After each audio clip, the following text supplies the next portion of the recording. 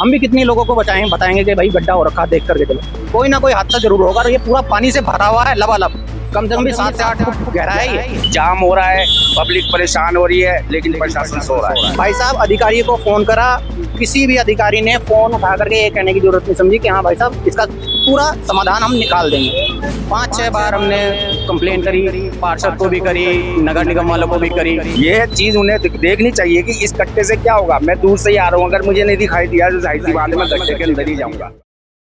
नमस्कार, आप सभी का स्वागत है नेशन वन में और मैं हूं आपके साथ राकेश श्रीवाण। इस वक्त हम मौजूद हैं देहरादून की स्मार्ट सिटी में।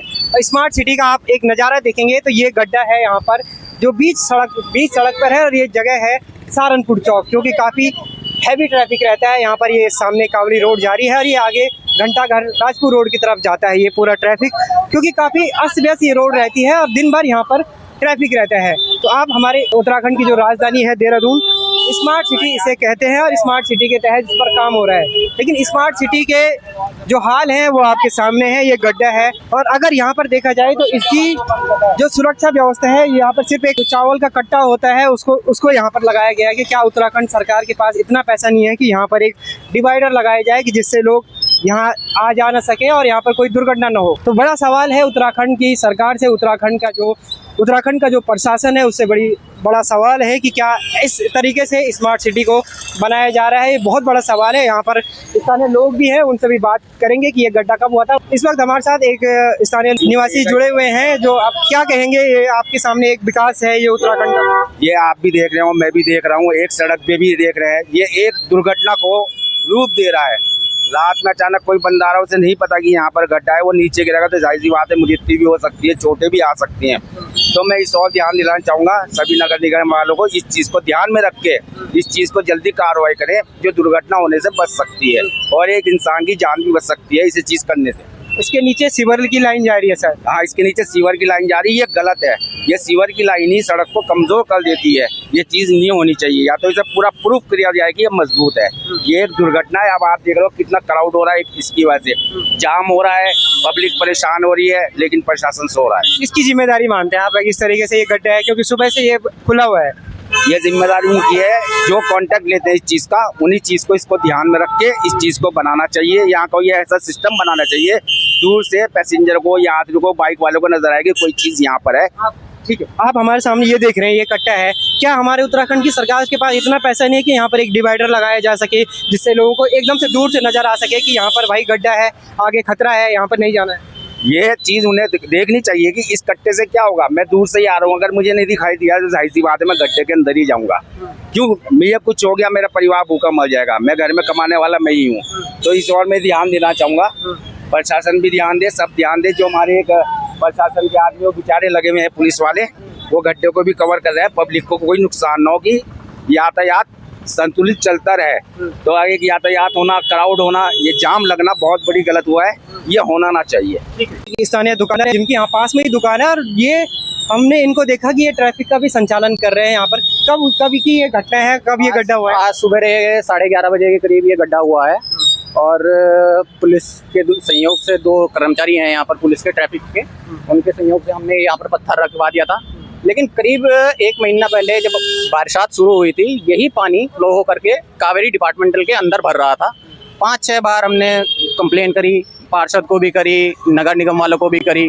उन्होंने बहुत ही हल्के उसमें लेकर के इसको खानी पूर्ति करके कावेरी का पानी रोक दिया, और जो मेन लाइन थी उसको वहाँ पे बाधित कर दिए, ताकि वो वहाँ पर कावेरी के अंदर पानी ना जा पाए। कावेरी के अंदर पानी जाना बंद हो गया, कोई बात नहीं, लेकिन उन्होंने जो टेम्परेरी जुगाड़ किया है वो वहाँ पर सीमेंट डाल के उसको बंद कर दिया। तो पानी का जो प्रेशर आ रहा था अब वो बीच सड़क में रुकने लग गया। तो ये पानी वहाँ पर अब बढ़ने लगा। अब पानी की निकासी नहीं होगी तो कहाँ तक जाएगा?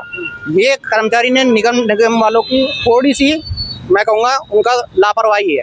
अगर ये उसी दिन उस चीज़ को देख करके संज्ञान ले लेते, जो अधिकारी हैं, भाई साहब अधिकारी को फ़ोन करा, किसी भी अधिकारी ने फ़ोन उठा करके ये कहने की ज़रूरत नहीं समझी कि हाँ भाई साहब इसका पूरा समाधान हम निकाल देंगे। 1 महीने से ऊपर हो गया, जो कर्मचारी आए उन्होंने अपना ये सीमेंट लगाया और वो यहाँ से चले गए।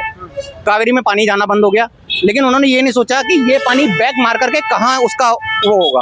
तो समाधान है ही नहीं, स्मार्ट सिटी है, किसको जिम्मेदार मानते हैं आप इस चीज से? यार, जिम्मेदार सभी प्रशासन के लोग हैं जो बैठे हुए हैं ऊपर अधिकारी, किसको और बोलेंगे? वो देखना तो उन्होंने है। क्या कहेंगे अगर वो लोग ये आपकी बात सुन रहे हो? अगर वो बात सुनेंगे तो कुछ संज्ञान लेंगे, लेकिन संज्ञान का कुछ असर दिखेगा नहीं। देख लेना आप भी। अभी कुछ दिन पहले यहाँ आगे पे पटेल नगर में एक लड़का गड्ढे में गिर गया था, उसकी मौत हो गई। उसकी मौत हो गई थी। और मैं कह रहा हूँ आप देख लेना शाम तक कोई ना कोई, क्योंकि भाई शाम को अंधेरा हो जाएगा 6 साढ़े 6 बजे, और हम कितनी देर तक रहेंगे दुकानदार? हम भी कितनी लोगों को बताएंगे कि भाई गड्ढा हो रखा, देख करके चलो। कोई ना कोई हादसा जरूर होगा। और ये पूरा पानी से भरा हुआ है लबालब, कम से कम भी 7 से 8 फुट गहरा है ये।